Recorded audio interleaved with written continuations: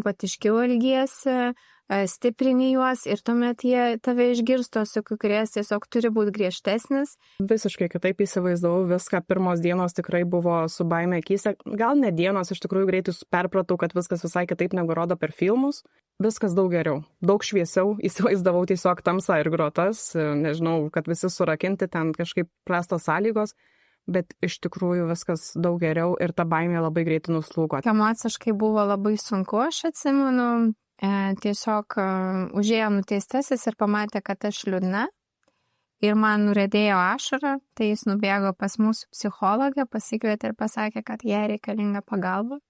Vienas mano nuteistasis, kuris griežtai sakė, kad niekada neatsikratys priklausomybės, šiuo metu savanoriauja, labai džiaugiuosi juo. Tos istorijos buvo įdomios dėl to, kad iš tikrųjų žiaurios netgi sakyčiau, dėl to, kad mano tėtis dirbo būtent su iki gyvos galvos nuteistaisiais.